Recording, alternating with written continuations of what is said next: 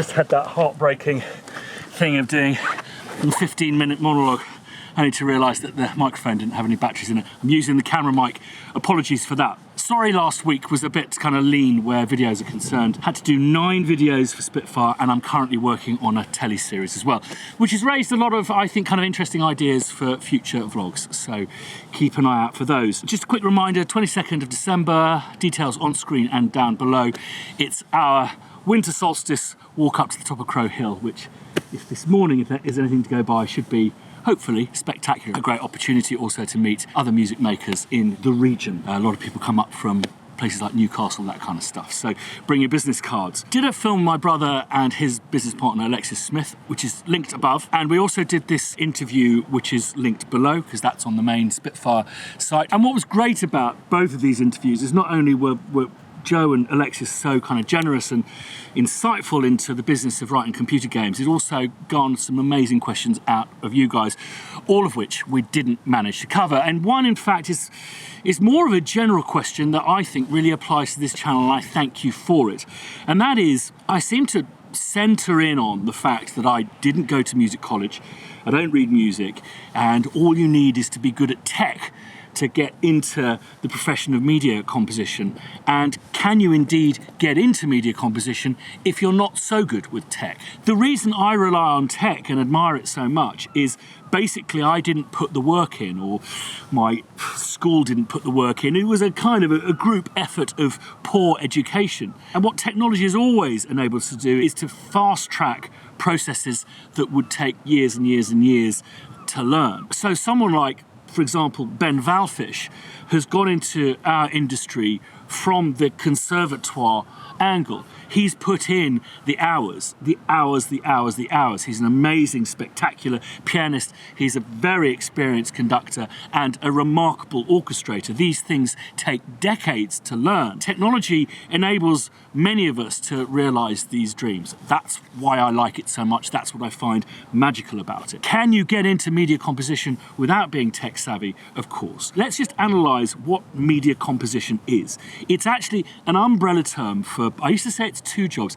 I've revised that recently, it's actually 3. The first is that of composer, the second, head of department, and the third, the CEO of the company that is you. And the order that I would place these in order of importance is HOD first, not composer.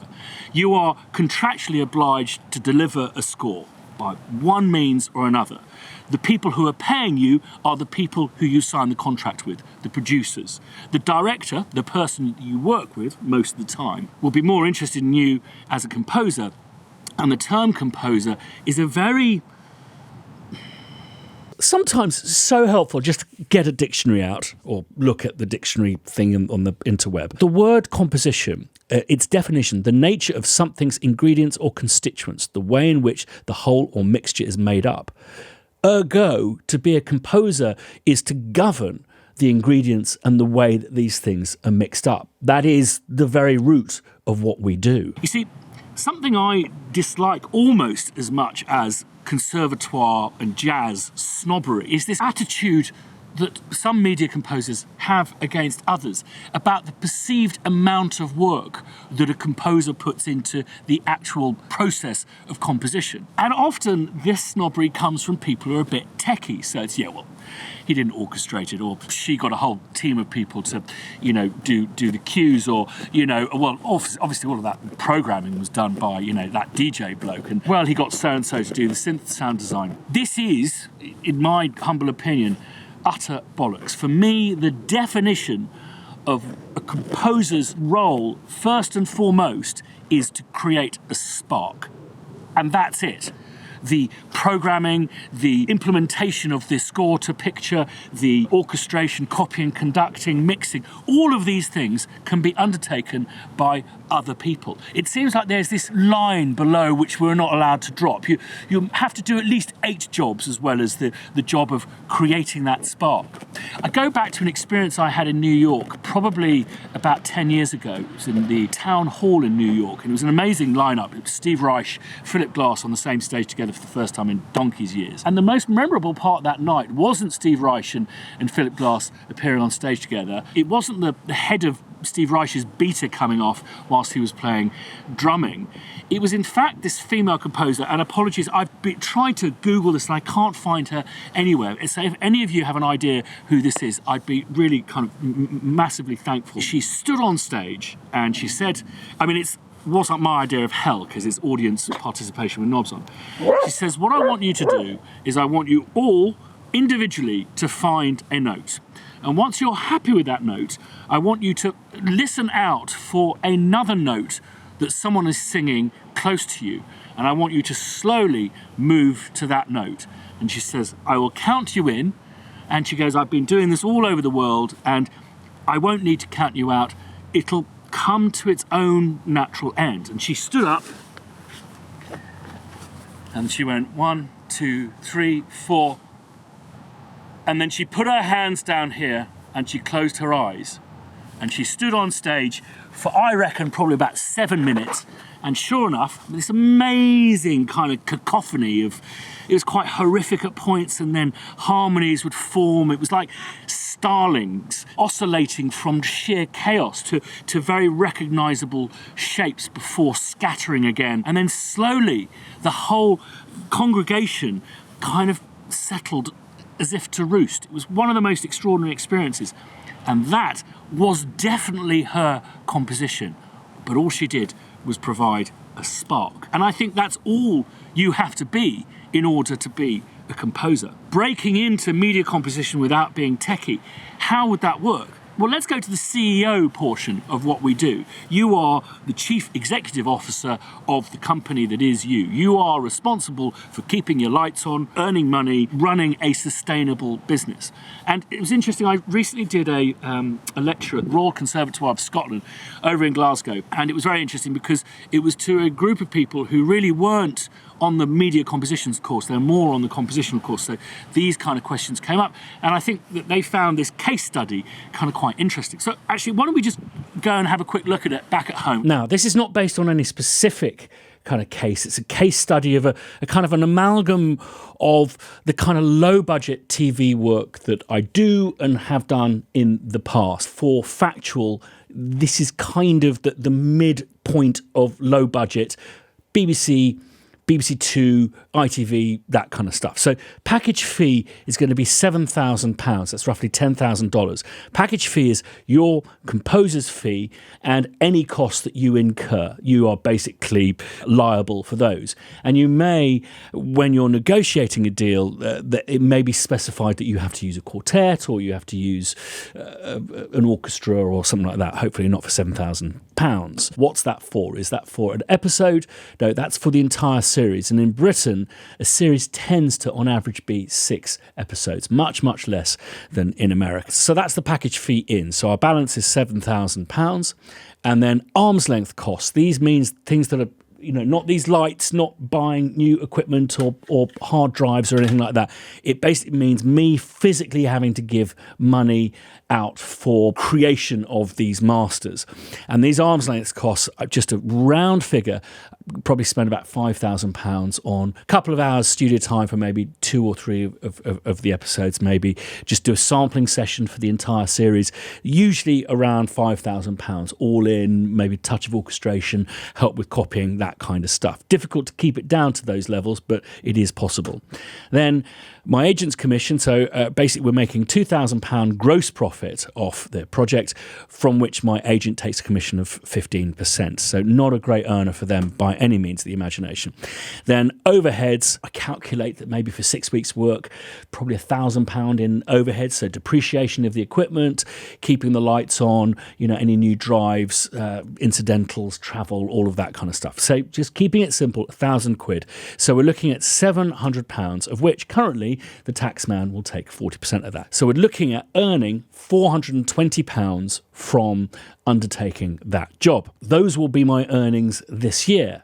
However, next year, provided it's shown on terrestrial TV, say BBC, a BBC minute will earn me maybe around £90. The average amount of music I would write for a series, like, maybe 6 half-an-hour episodes, would be possibly 40 minutes in total. So that's going to earn me £3,600 from PRS, provided it's self-assigned. I'm not allowing anyone to publish it for me, because obviously they would take a deduction off that. And often you don't have a choice in these matters, certainly not in the UK. So let's have a look at how this breaks down. TX means transition. Now, usually for a UK terrestrial series, they'll repeat it at least once in the year. So we're looking at £3,600 per TX, a total of £7,200. I'll pay 40% tax on that, earning me £4,320. The net earnings in 2021, remember, if these are played and repeated late in the year, you won't see these earnings till the following year, because there is a delay between the stuff being broadcast and the royalties being made to you. So net earnings 2021 will be 4,320 plus 420 for 2019, so that's 4,740. So how on earth can we make a living out of this? Well, the thing is, this may be season 5. I'm still earning for season 4. So maybe my earnings for 2020-21 from this season are going to be 4,320, but they may be 3,000 or even more if they've sold those territories abroad. So these things start trickling in. The other way that we contend with it is by doing a lot of different jobs simultaneously. So we build up this portfolio of earning potential. I guess one of the key questions is why, on a project that is paying so little, would I bother with live instruments? Well, it's twofold. One, because live musicians are better. Even if you're doing something cinematic and you can only afford a violinist, it's worth doing. Your ear is always drawn to the human element. As I've said before many times, I think samples will make the hairs on your arms and the back of your neck stand up. Live players will make you cry. But the most important reason I do it is simply time. Live musicians is the quickest way to get to the best results in the easiest of fashion. I will program it knowing that they will fill in all of the gaps. I won't have to be meticulous in my production, that someone will know what they're doing with the placement of a microphone, and the human and their amazing instrument will really bring something to the party. This will elevate my score beyond what I would be capable of doing in this very short space of time. Particularly for smaller groups of people, you can simply fart out something from Logic. I've actually sat there and phrased it from the conductor's podium, so I'm not spending loads of time with Logic score and all of that kind of stuff. I just know from experience that live musicians will help me deliver a better sounding score. And this is where I need help. I can't play these instruments, so I need help from these players. So the moral of that story is, I think there will always be a point in any media composer's career where they will need help. So let's look at the 3 different ways people, on the whole, very broad ways, people get to their dream of being a media composer, a film composer. One is to sit there with your computer, all of the knowledge you have, and try and be a one-man or one-woman band and slowly climb your way to the top, whether that's working with film students or indeed having a group of friends who require music to be added to their stuff. Slowly clambering your way up that hierarchy. This is a long, long process, and if you don't have support financially, it is highly likely you will need to find some other means of income.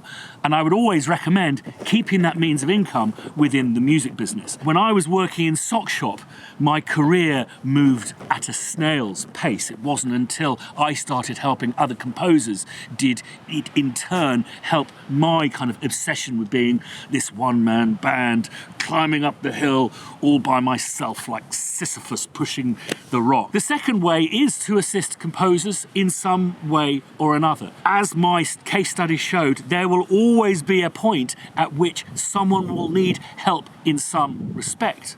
And the third way is to spend your time working your profile up as an artist. Directors really want your kind of hot stuff, and you've had a few syncs here and there and suddenly you're asked to do, or you're in a big band like Johnny Greenwood, that kind of stuff, at which point you will definitely require help, which gives us this big amorphous need for help, which is where you can go into the industry as someone who doesn't have the tech savvy yet, but has something someone will need. There is no such thing as a true polymath. There are people who come close to it. I mean, I mentioned Ben Valfish earlier on. I believe that he's really got tech chops. Now, is Ben now a Pro Tools ninja? I don't know the answer to that, but the one thing I can guarantee you, there will be times where Ben doesn't have time to be a polymath. He will require help, even if it is people helping him do stuff that he can do better than them. And this was, for me, what was so fantastic about being a drum programmer, synth programmer, for the likes of Anne Dudley, for the likes of Patrick Doyle, people who I hold in such high regard. There was still something that I could bring to the table that they didn't understand, or something I could assist them with that they didn't have time to do or work out. They were too busy creating that spark. So in conclusion, all you have to do is find that thing that you feel people will be interested in utilising, that thing that you're good at. I know someone who is a guitarist who's now an amazingly successful composer because of his contributions to people's scores. There are people who are music editors who have become hugely successful composers, people who have been programmers who have become hugely successful composers, and people who have had aspirations of being a concert composer have found themselves scoring Star Wars. Find what is unique to you and follow your bliss. And just make sure you keep an eye out on what everyone else is doing along the way. This is a long game we're playing. The CEO needs to create a sustainable business. So make sure that on the ride, you're learning every single day. Ask questions. Look into what people are doing. Never sit there twiddling your thumbs or snoozing on the back sofa. Just like I've needed to understand what consordino means, you in turn will need to understand what stemming means. But fortunately for you, technology is simply a set of principles that are easy to learn, to research and acquire. Musicality, theory, orchestration, musicianship. Now these are things that take many, many moons. So you are many, many moons ahead of the likes of me. Thanks as always for watching. Any questions you have down below, or indeed suggestions for videos coming up, I'm always open to ideas. If you haven't subscribed yet, please do, because there's, as I say, some really good stuff coming up, and be worth dinging that bell if you want to be notified the next time I put a video up. One of those, always much appreciated. See you next time. Hope the sound will be better on the next one.